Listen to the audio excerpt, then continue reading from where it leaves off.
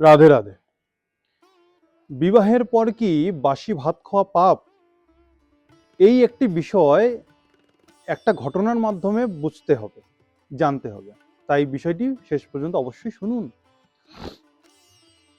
বলছেন একটি ছেলে ছিল, তার মা তার বিবাহ দিয়েছিল, কিন্তু সমস্যা হচ্ছে ছেলেটি কোনো রকম কর্ম করতো না, কাজ করতো না। এইবার মা প্রতিদিন যখন ছেলেটিকে খেতে দিত, তখন ছেলেটিকে মা বলতো যে বাবা তুই বাসি ভাত খা। ছেলেটি মায়ের এই কথা বুঝতে পারতো না, তাই কিছু বলতো না। একদিন কোনো কাজে মা বাইরে গেলেন, তার স্ত্রীকে অর্থাৎ বৌমাকে বলে গেলেন যে ছেলেকে খেতে দেবে এবং সাথে এটাও বলবে যে তুমি বাসি ভাত খেয়ে নাও। তো বৌমাও সেই শাশুড়ির কথা মতো কাজ করলো। ছেলে আসলো, বসলো, খেতে দিল, বৌমা তাই বললো যে তুমি বাসি ভাত খেয়ে নাও। মা প্রতিদিন বলে তাতে ছেলে রাগ করে না, কিন্তু বউ আজকে বলাতে রেগে গেল যে মা এতদিন বলতো, এখন বউও শিখে গেল এই কথা বলতে। কেন বলে জানে না, কিন্তু এবার ছেলেটি বলছে আচ্ছা তুমি বলো তো, স্ত্রীকে বলছেন যে আচ্ছা তুমি বলো তো, ভাত গরম, ডাল তরকারি গরম, তাহলে বাসি হলো কিভাবে? তখন তার স্ত্রী বলছে আমি এত কিছু জানি না, সব তোমার মা জানে, আমাকে যেরকম বলে গেছে করতে আমি সেরকম তোমাকে বলছি, সেরকম করছি। ছেলেটি খেলো না, রেগে গেল, উঠে চলে গেল, খাবার খেলো না। মা বাড়ি আসলো, জিজ্ঞাসা করলো যে ছেলে খেয়েছে?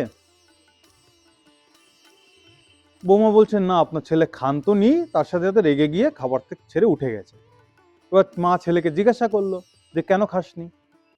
এইবার ছেলে বলছে যে তুমি রোজ বলো যে তুই বাসি ভাত খা, আজকে তোমার বৌমাও শিখে গেল তোমার কাছ থেকে যে বাসি ভাত খাওয়া বলতে। তখন তার মা বলছে তুই বাসি ভাত কাকে বলে জানিস? তখন ছেলে বলছে হ্যাঁ জানি। তো বল দেখি। সকালে রান্না করা খাবার যদি সন্ধ্যেবেলা খাওয়া হয় তখন সেটা ঠান্ডা হয়ে যায়, তেমনি আজকের রান্না করা খাওয়া কালকে সকালে সেটা হয়ে গেলে তাকে বাসি বলা হয়। আর বাসি খাবার কখনো তাজা হয় না, গরম হয় না। সঙ্গে সঙ্গে রান্না করা খাবার তাজা হয়, গরম হয়, এটাও সে জানে। এবার ছেলের মা বলছে যে বাবা তাহলে এবার চিন্তা করে দেখ, তোর বাবার রোজগারে তুই খাচ্ছিস, পড়ছিস, কাজকর্ম করছিস না। তোর বাবার রোজগারটা হচ্ছে সেই বাসি খাবারের মতো, ঠান্ডা খাবারের মতো। যেদিন তুই রোজগার করে নিয়ে আসবি, তোর রোজগারের অর্থ দিয়ে খাওয়া দাওয়া হবে, তখন সেটা হবে তাজা খাবার, তখন সেটা হবে ভালো খাবার, তখন সেটার বাসি হবে না। তখন ছেলেটি বুঝতে পারলো যে কি করা উচিত। তখন সে বলল যে আজকে থেকে আমি নিজে উপার্জন করব, নিজের উপার্জন করা অর্থ দিয়ে তাজা খাবার খাবো। চলো, হলো। এবারে এই ঘটনাটির মাধ্যমে আমরা কি শিক্ষা পাই? বলছেন যে বিবাহের পর বাসি ভাত খাওয়া উচিত নয়, নিজ উপার্জনের খাবার খাওয়াই উচিত, এটাই আমরা শিক্ষা পাই।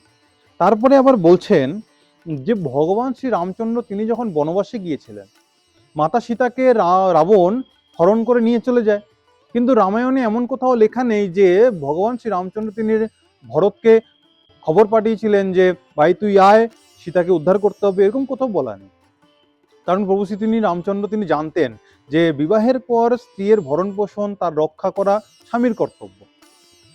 তিনি কি করলেন, তিনি নিজের বাহুবলের দ্বারা সুগ্রীবকে নিজের রাজত্ব, পত্নী, ধন সম্পদ, অস্ত্রশস্ত্র সবকিছু প্রাপ্ত করিয়ে দিলেন। সুগ্রীবকে সাথে নিয়ে প্রভু শ্রী রামচন্দ্র মা সীতাকে উদ্ধার করলেন। এজন্য এই ভিত্তিতে বলছেন যে বিবাহ তখনই করা উচিত যখন পালন পোষণের ক্ষমতা আসবে। তাই এই ক্ষমতা না থাকলে বিবাহ কখনই করা উচিত নয়। এই বিষয়টি বোঝাতে চেয়েছেন আমাদেরকে, এই শিক্ষাটি আমরা পেয়ে থাকি। আশা করি বোঝা গেল কি করা উচিত, কি করা উচিত নয়, সুন্দর একটা ঘটনার মাধ্যমে। আপনারা চ্যানেলে নতুন হয়ে থাকলে চ্যানেলটি সাবস্ক্রাইব করে দেবেন এবং বেল আইকনটি প্রেস করে দেবেন, যাতে এরকম ধার্মিক ভিডিও আপনাদের কাছে পৌঁছে। রাধে রাধে।